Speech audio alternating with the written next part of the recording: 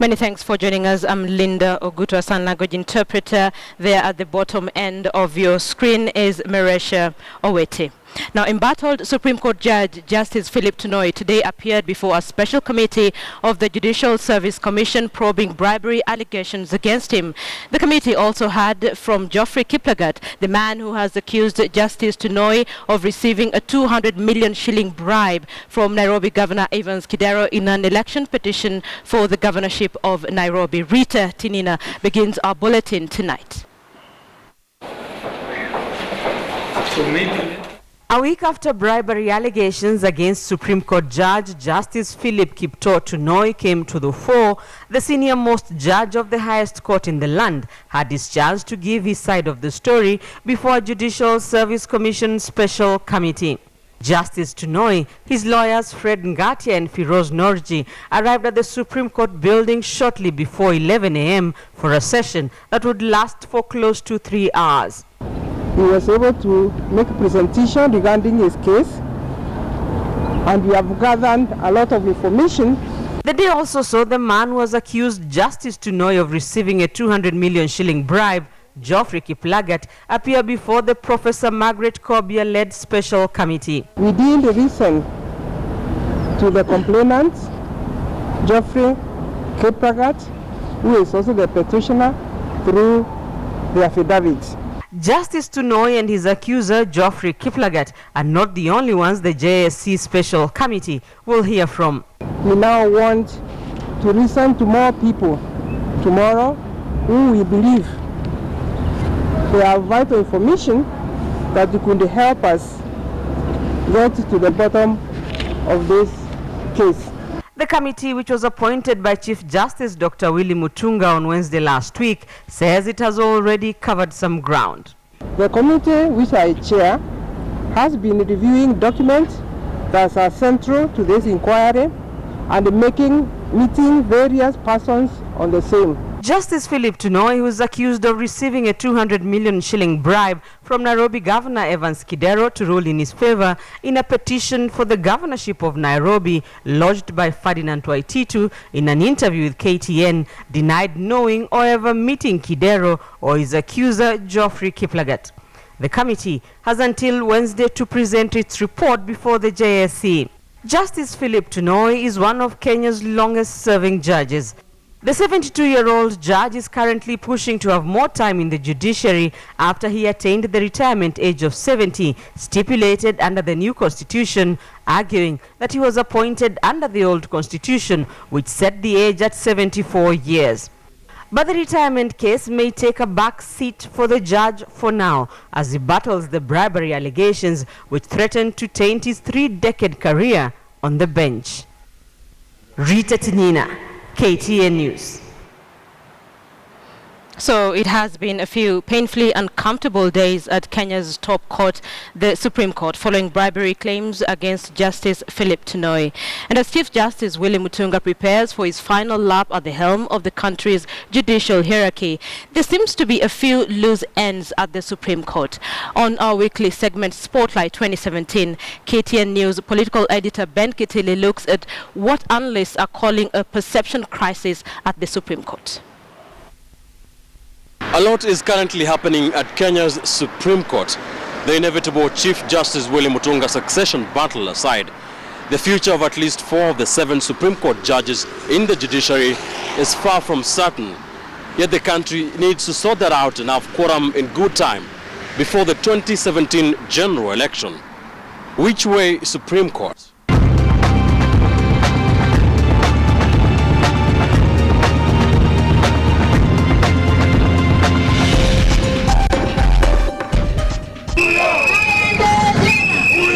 The Supreme Court, the highest court in Kenya, is facing arguably its biggest test since its inception with the onset of the new constitutional dispensation.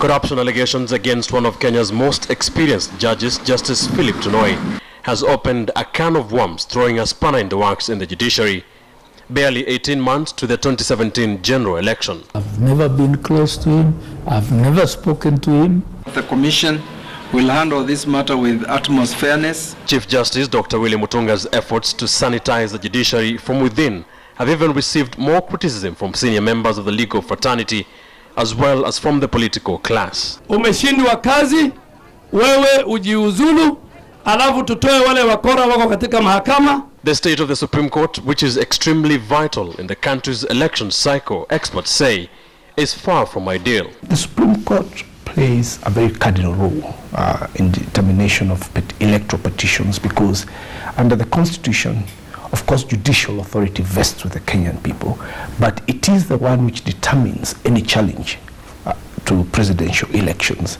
Some lawyers even calling for its dissolution. This is a Chief Justice who, even in the report by the PSC itself, has been accused of financial impropriety. He himself has been accused of drawing salary advances that were unprocedural and against the advice of Treasury. So that if you want to, give an audit of his tenure as Chief Justice, he is one of the worst performing Chief Justices in this country. So where did it start going wrong for the Supreme Court of Kenya? The 2013 presidential election petition by the Orange Democratic Movement candidate Raila Odinga has been described as a key moment for the court. The opposition criticized the manner in which the Chief Justice delivered the much-anticipated ruling. Some lawyers have, however, defended Mutunga's petition landmark ruling. When there is tension in the country, they may not be able to await the determination, the ruling which says these are the reasons, and give an analysis of all the different things that were considered by the bench. So there was nothing untoward towards, and it's common practice. Quorum at the Supreme Court is another concern, with the Chief Justice and President of the Supreme Court, Mutunga, set to retire in mid-2016. And the future of the Deputy Chief Justice, Kalpana Rawal, still a matter in courts. One vacancy is for sure, and then there are also two potential vacancies. And of course, that raises the issue of if we don't have 3 judges, and quorum is supposed to be 5 judges of the Supreme Court, then of course the issue arises that there could be a situation whereby we are saying the court cannot be properly constituted, because under the Constitution, 5 judges of the Supreme Court must be sitting at any one time for it to be properly constituted.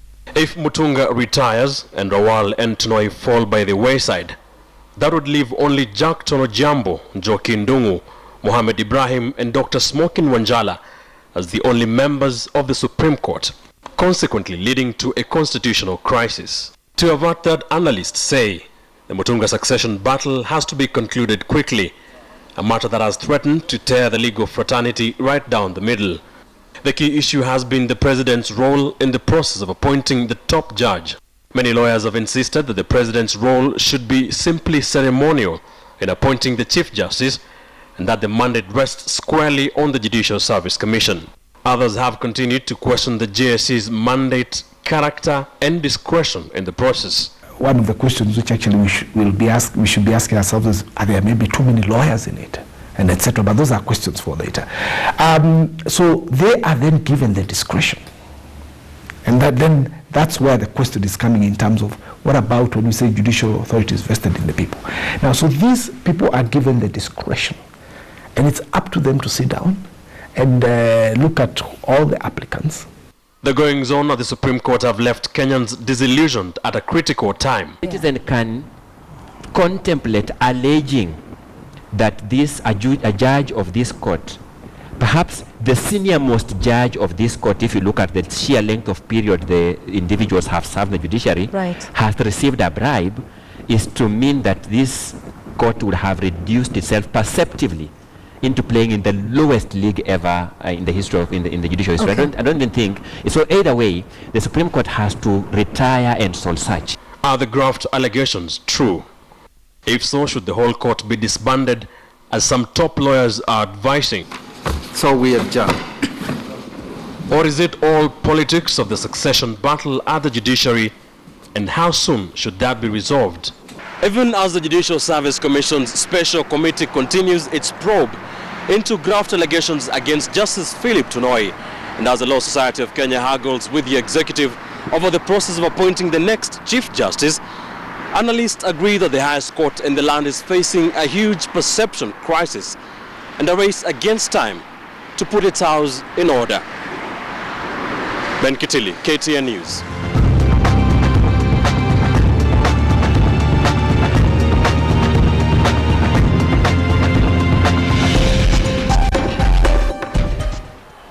You're watching KTN Prime tonight, and we thank you for staying with us. So question is, in your opinion, is there or isn't there a perception crisis at the Supreme Court of Kenya? Let us know what you think. Of course, there has been lots of opinions since those allegations first came out against Justice Philip Tunoi. So in other words, on a big question tonight, we're asking, should the Supreme Court be disbanded? Should the Supreme Court be disbanded? We'd like to pick your mind on that.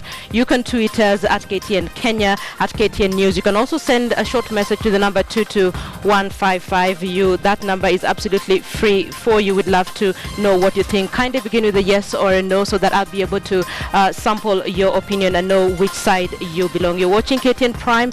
Let's now move on to a story that is raising quite some anxiety, which has gripped the largest penal institution in the country over the fate of hundreds of inmates on death row. Inmates at the Naivasha GK prison are a worried lot following the launch of a new policy guideline that recommends hanging. Sharon Momanyi reports.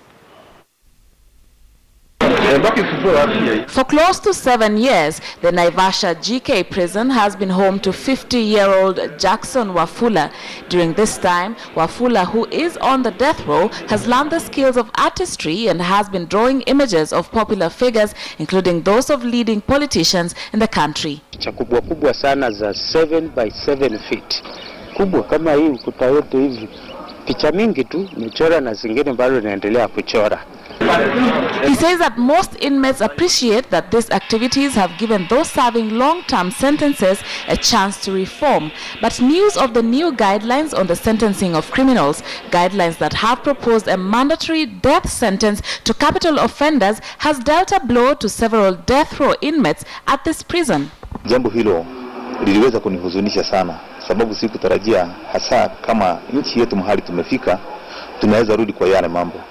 Ni kwa sababu hasa wale tumepewa sasa hiyo hukumu ya maisha baada ya kubadilishiwa hukumu ya kifo, tumekuta ni tumefanya mambo mengi sana hapa. Hata kama zile vitu wanakalia kule bungeni, hakika zimeudiwa sehemu hapa.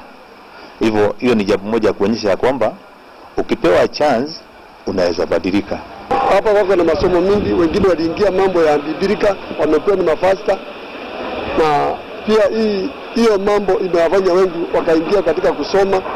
Lakini kama hii mambo juzi iliongelewa na president wa judiciary Mutunga, imewashtua wengine sana kwa maana wamekuwa na maswali mingi sana.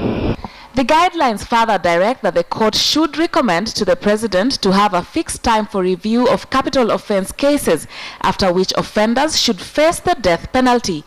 Over 1,000 inmates in the prison are on death row, and they say that if they were to face the hangman's noose, most of them may not find the need to engage in reform activities. Ni wachache sana ambao wanastahili kifo.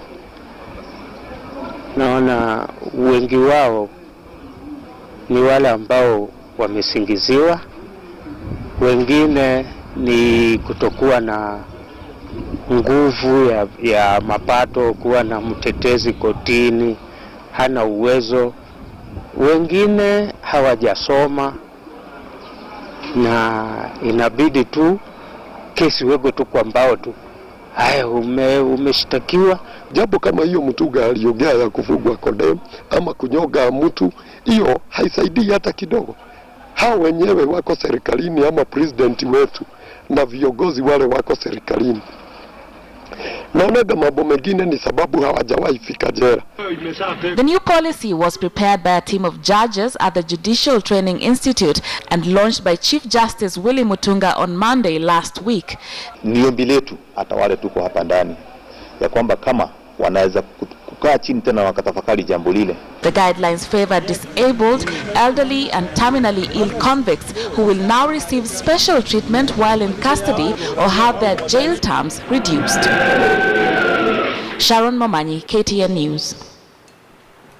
Let's take it to the North Rift now. The family of a KDF soldier who is still missing after the El Adi attack is clinging to hopes that their kin is still alive and will one day return home. Our reporter Masi Kandiye talked to the family in Uasin Gishu County about the experience of a conversation on the soldier's telephone line, which was answered by strangers. Rael is missing the father of her 4 children since the Somali Elade attack about 3 weeks ago. She is now tasked with taking their second-born son to Form 1. She gets nervous before this interview, but it's nothing compared to a conversation she had recently. Her missing husband's phone went through 2 weeks after the attack. Ni ile hatukuelewana kilugha kwa sababu ni watu wa Somalia, Al-Shabaab walikuwa wanaongea. Lakini baada ya kutafuta mwenye alikuwa anatafsiri yale maneno, akatuambia mbona mnatuma maaskari wenu kutoka Kenya wakuje waue watu yetu Somalia, na mulise bibi yake kwa nini alitutumia mzee akuje auwe watu yetu. It was a phone conversation that lasted about an hour, partly negotiating about their kin. But it was James, the missing KDF soldier's younger brother, that had tried calling his Somali line, and it went through a day after the attack before it went off again for 2 weeks. Vile simu iliingia kulikuwa na commotions, kulikuwa ni kama kuna makelele, ni kama watu wanakimbia hapo ndani Saturday. So singeweza kujua kwa wako wanaongea, walikuwa wanapiga tu makelele hapo hivi. And when they sought the assistance of a translator conversant with the Somali language, they tried to inquire on the whereabouts of their kin. Ya mama huyo Muislamu kutuambia amesema tulimuua na wakati hiyo. Amukuona kwa Al Jazeera News ama amukuona kwa miili zile zenye zililetwa Kenya. Tulirudi tukaambia yeye tulitafuta na hatukupata. Lakini nikakufa moyo juu walikuwa natujibu ya kwamba tulimuua na wakati ile. Nikakumbuka kama walimuua na wakati ile, hiyo simu simu haingekuwa imepatikana. Labda walipata hii laini kando na wenye walikuwa wameungua. Na hata hivyo ilinipea moyo kuwa lazima ako na lazima ametekwa nyara. And as the translator kept the conversation going, the family says they tried to appear approachable in a bid to get more information. Tulijaribu kuambia bibi amewekwa kwa Waislamu juzi, tuko tunafunza hao dini, watoto wameshachukuliwa wakuwe Waislamu na wako kwa madarasa wanafunzwa dini. Sasa ungetuachia tu kwa sababu mzee pia ameingia dini juzi. Tuambie kama bado ako juu tayari tumepeleka kwa dini ya Waislamu. The family reported the matter to the KDF helpline, and when they visited the barracks recently for the memorial mass, they also tried to inquire more about it. Kaambia askari kama alichomwa walipata wapi hii simu? Si simu ingeungua na yeye. Aya ya pili, tukipiga inaingia. Nani alipatia pin number? The recent prayers at the military barracks did not offer much, they say. They now wait. The roads are looked at with so much expectation. The phone call to Somalia ended with the receiver warning the family not to call again. But they did 3 days ago to check if the line was still on. It was, and they hung up soon after. It's a family that is clinging on to this one hope, that very phone call that keeps going through. And even with that, their appeal to the government is that they are given more information on the way forward.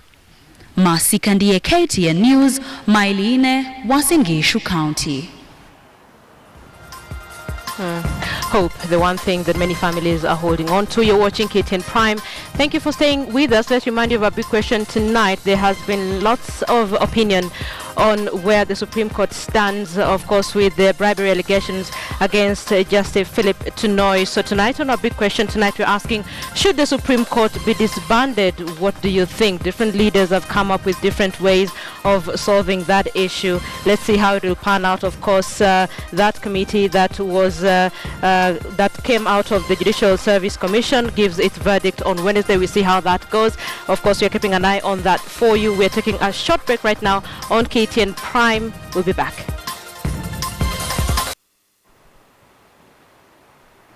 Welcome back. Thank you for staying with KTN Prime again. Let me remind you of a big question tonight. We're focusing on the Supreme Court in the country, and you're asking for your opinion. What do you think? Should the Supreme Court be disbanded? Let me read quite 2-3 tweets, then we can move to the next story. Robert Kendele says, no, it plays a very crucial role and therefore it needs only a new appearance, new people.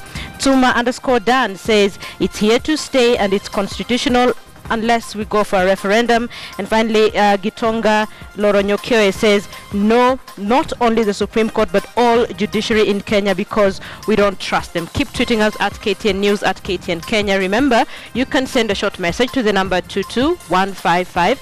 I'll sample your views and indeed your messages just before we end this bulletin. Now, let's take you to Western Kenya and the families of 5 teenagers who died in a road accident at Salga on the eve of the new year say they're still waiting for justice 1 month on. The families point an accusing finger at a police officer they say was involved in availing a hired vehicle for the teenagers, none of whom had a driving license. It is evident that these family members are still grief-stricken. 1 month now since the 2 a.m. Salga accident took the lives of 5 teenagers. It was on New Year's Eve when the boys hired this vehicle that was involved in a head-on collision with the Mbukinya bus. And it later emerged that the boys were underage and none of them had a driving license. It was also established that this vehicle belonged to a police officer. Their parents are still enduring the pain of losing their sons. Mimi ningeonelea tangu hiyo time venye hizo vitu zili happen, wangeita wazazi after habari maybe waite waseme kumeenda hivi, andikeni statement. Mpaka sasa it's 1 month na hakuna kitu imechukuliwa ati unakuja unaambiwa ati kumeenda hivi kumeenda hivi. Tujapata justice, tulikuwa tunataka sheria ichukuliwe. Sababu kama hawa watoto shule, kama sisi wote tungekuwa responsible, si ungejua ni watoto gani unapea gari kweli. Sasa sisi hatuoni haki. It was an accident that elicited reactions even from leaders, especially on how the teens managed to hire the vehicle. So if you're the owner of that vehicle, I suggest there must be due process here, and if you're at fault, you face the law as well. But what the families decry now is how many other teenagers may be at risk of such incidents. They say no action has been taken against those on the wrong. Juu kama binadamu hata angekuja sympathize na sisi sijai muona. Tunajua kuna Mungu. Tunaweza achia Mungu pia. Lakini huyu mwenye anafanyia hiyo gari kazi, si niye sasa hako responsible kwa hiyo. Si niye anakondesha hata hawa watoto. Huyo tungetaka ashukuliwe hatua sababu kama ni mtoto wake. Si hata nao wana watoto wadogo. Na dunia inaripishwa tu hapa. Salga-based Commander Kiptala Cheboren says the culprit has been identified and was released on a 50,000 Kenya shillings bond after he was arraigned in court. The case will be heard on the 29th of February, where 3 teen survivors are expected to testify. Until then, though, the family's wait for justice continues. Let's take it to the coast now, and it is now emerging that there may well be a collision of importers with officials of the Kenya Revenue Authority and Kenya Ports Authority to swindle the country of millions of shillings through tax evasion and importation of contraband goods. KTN's Francis Ontomwa traces the channels followed in the importation process, and here is that story. The suspension of operations at Autoport Freight's Terminal Limited sparked uproar. Workers stranded for several hours as the main gates to the main yard remained locked. KRA penned a letter in what appears to be an effort to streamline what has been a problematic importation of contraband goods. Owners of this facility, however, read politics in the move. Na kila kitu changu nategemea katika hii kampuni. Tunaelewa? Kwa ufupi, posted inasaidia watu wengi na inaangalia maslahi ya watu. Sasa mkisema leo hii mnafunga kampuni, tutakula wapi sisi? KRA has suspended the facility's license to operate as a customs bonded cargo handling facility with immediate effect. However, questions remain on how the whip will escape the Kenya Ports Authority, which has severally been blamed as a conduit, and the revenue body for failing to put checks and balances. Watoto wanane mimi nao. Kwa hivyo mimi naomba KRA waje wachukue hao watoto wangu wakawalee wao. Maana kama kazi wamefunga tutafanya nini? Wengi wanatupigia simu sasa, kwa nini mzigo wangu uko nje? Mshaona? Wengine mzigo wao uliingia jana, anataka kuutoa leo, pia ameshindwa kutoa mzigo wake. Several container holding facilities have in the coast region been under the radar for handling contraband goods, but how Autoport was singled out is something that the owners claim is mischief. Hatuwezi kuishi katika Kenya mtu akilala uamuzi wa mtu mmoja huo utalalisha Kenya mzima. Hii Kenya ni ya watu wote. Whoever has stopped this organization from releasing our cargo is losing taxes. Is not collecting taxes for the government. For now, these workers will have to find alternative jobs as authorities grapple with this headache. Even as a cloud of uncertainty continues to hang at this particular container holding facility, the owners keep suspecting a political hand. Francis Ontomwa, KTN News, Mombasa.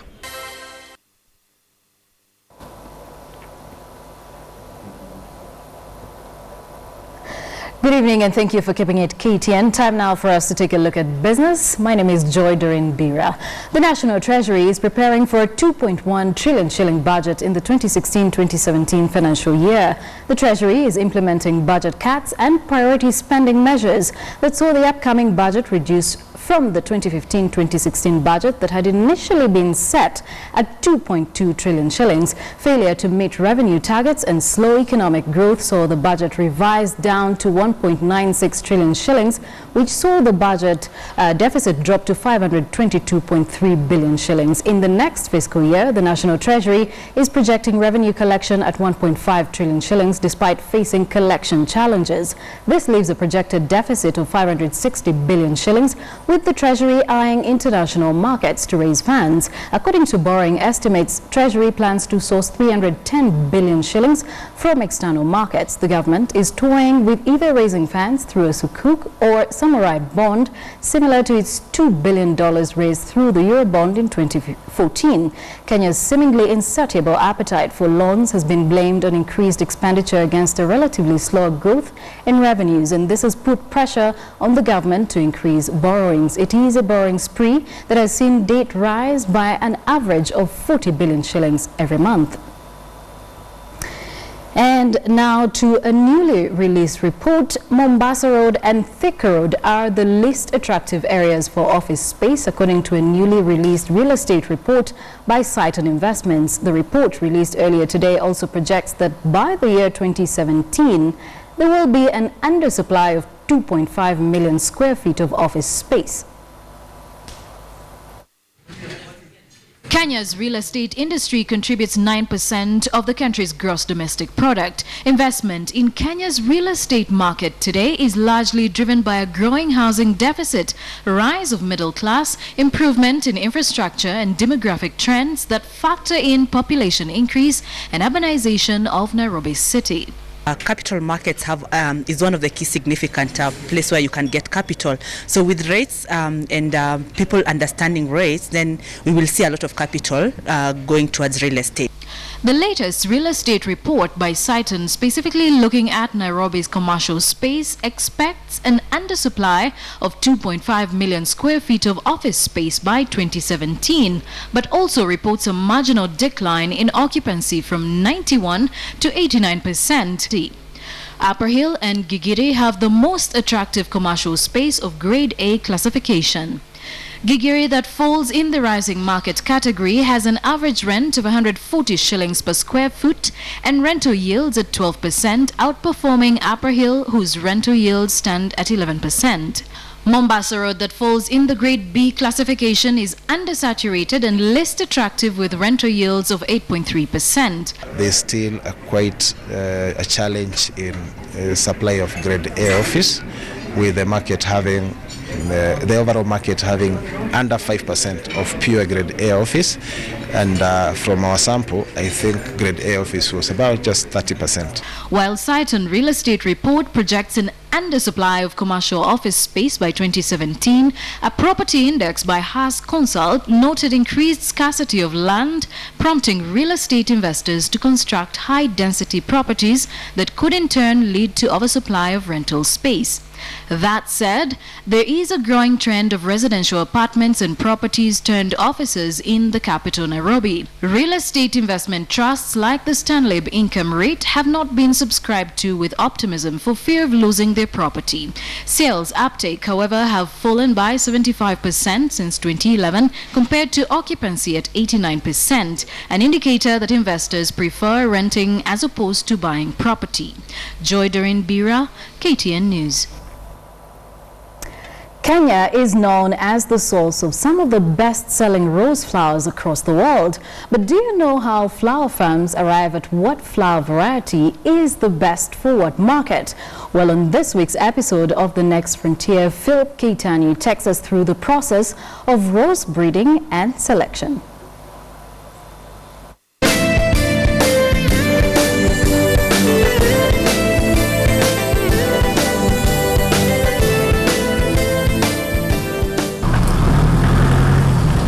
Welcome to NAP East Africa, one of 15 companies in Kenya that are involved in research, breeding, selection and marketing of new cut rose varieties.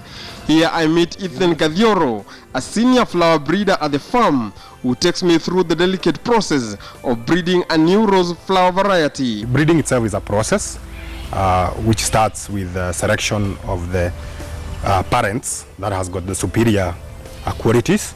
The aim of a breeding program is not only to create more English rose varieties, but also to identify good parents. These are roses which reliably pass on desirable characteristics to their offsprings. What we have here is the selected mothers. We know what they are, they have been coded, because we know exactly what they are. These are the mothers that have got a certain potential, certain superior characteristics. Next, the outer pellets of the selected parents are removed, exposing the reproductive organs. All roses have both male and female parts. When you are preparing the mothers and the fathers, the flower must be mature enough. Many years of field trials are needed to highlight the seedlings which have outstanding garden performance year after year to match the beauty of their flowers.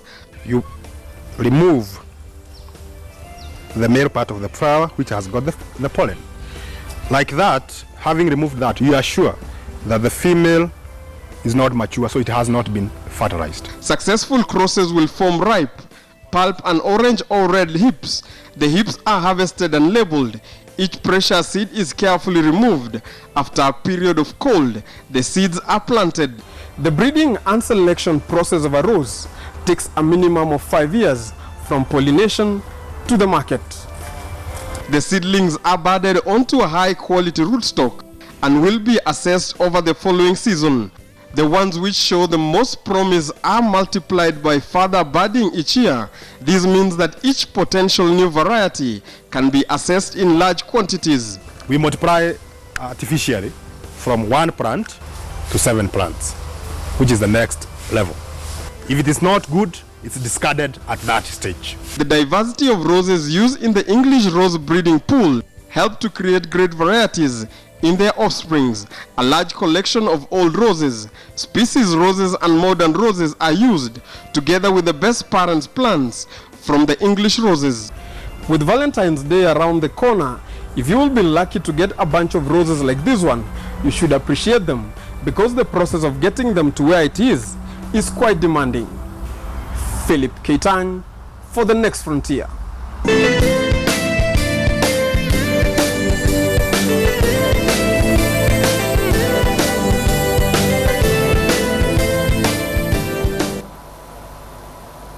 Thanks, Philip, for that. And horticulture is one of the most lucrative business ventures for many Kenyans today. Kitili Mbathi has been appointed the new Kenya Wildlife Service Director General. The appointment comes barely 2 days after he resigned as the Chief Executive Officer of CFC Holdings. Mbathi is no newcomer to working in government, having previously worked as Investment Secretary in the Ministry of Finance when World Bank-fronted reforms saw President Moi appoint private sector professionals to key government positions. He has also served as chairman of the Kenya Tourists Board. KWS has been without a substantive director general since 2012 when Julius Kipngetich left to take up a role at Equity Bank. The recruitment process for a replacement has been bungled, but the new man says he's up to the task of running the new Wildlife Protection Agency. I work with the board and the management of KWS to achieve the agenda that the board and the ministry have set out. I am new to wildlife, as Madame C.S. mentioned. I'm not new to tourism or the parks per se, but certainly to wildlife management. And it will take me a little bit of time to study, get around the parks, understand the issues, see the people, talk to some of our rangers on the ground, and understand what needs to be done and make some recommendations on how we might achieve the objectives that we need to achieve. And that's it for KTN Business. But for more news, do log on to our website, ktnnews.com or standardmedia.co.ke. My name is Joy Bira. Up next, KTN Sports.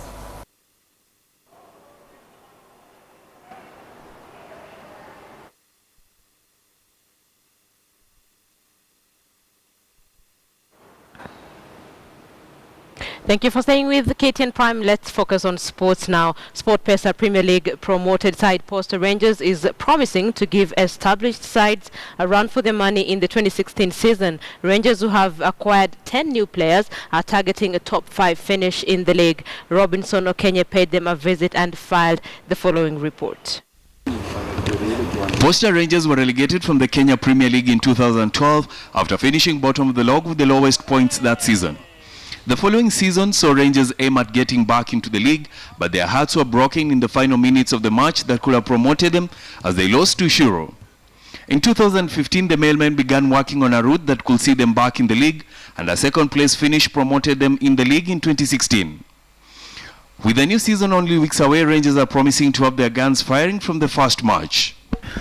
We feel good. Imekuwa poa sana kupanda KPL. And we are ready for it. Nafikiri tuna matumaini makubwa na tuna timu nzuri. All along tumekuwa na timu nzuri. Hata timu iliposhuka bado ilikuwa timu nzuri. With almost every team in the league bolstering their squads, Rangers acquired the services of former Sony head coach Zedekiah Otieno as they seek better results in the league.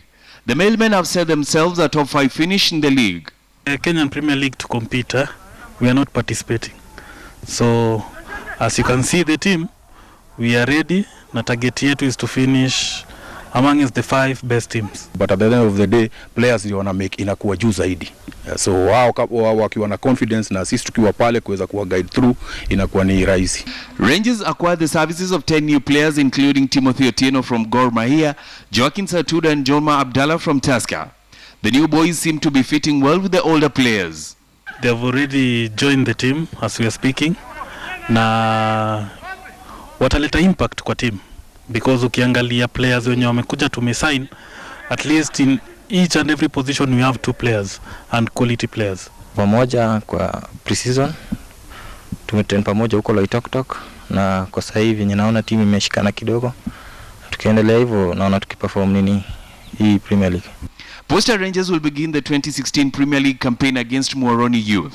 Robinson Okenye, KTN Sports. The Kenya Premier League transfer season closed on the 31st of January with the majority of teams making an effort to register the new acquisitions. Defending champions Gor Mahia and Bandari are among the teams that had a busy transfer season. Here are the new players plus those who left the 2 clubs.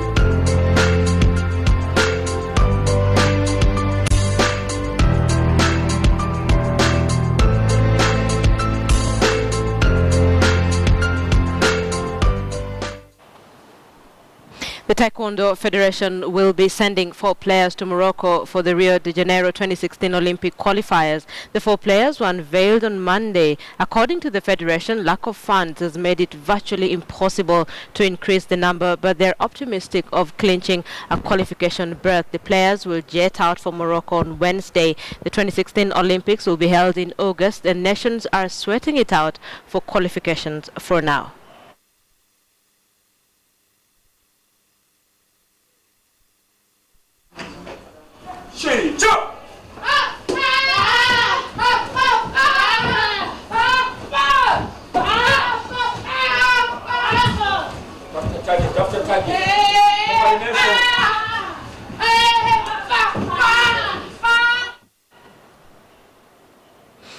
So, English Premier League side Manchester City have announced the signing of former Barcelona and the current Bayern Munich head coach Pep Guardiola on a 3-year contract. Manuel Pellegrini will leave the job on June 30th to make way for Guardiola, who joins after 3 seasons at Bayern Munich in Germany. Guardiola, who won 14 titles with Barcelona in his 4-year coaching spell, had turned down a contract extension at the Bayern late last year after winning back-to-back league titles and being on course for a 3rd straight Bundesliga crown under the Spaniard.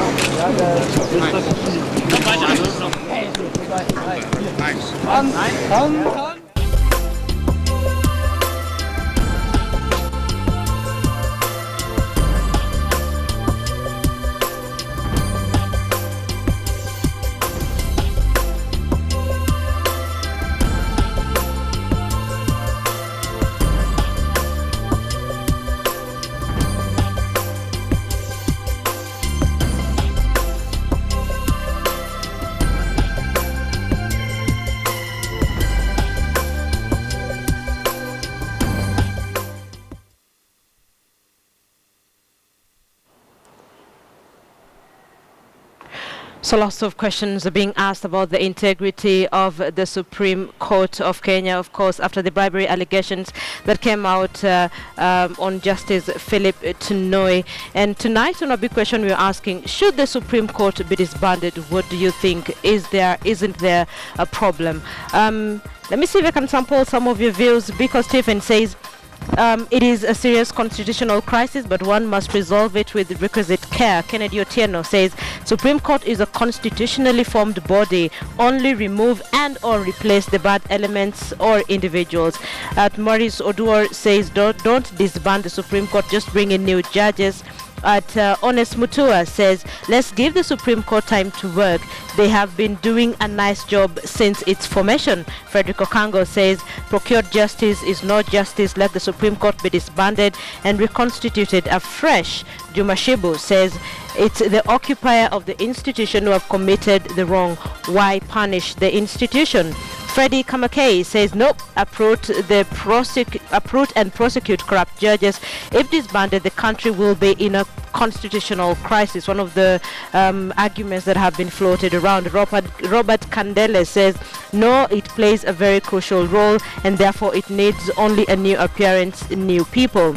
Ezekiel Obilo seems to agree with him, says, no, Supreme Court plays a very vital role in justice for all. Yatich Zep says, yes, the gravity of allegations pointed at the Supreme Court deserves nothing less than dissolution. Leonard Limo says, if that is to happen, same should happen to the current parliament, probably pointing to the allegations that have been made as well against parliament.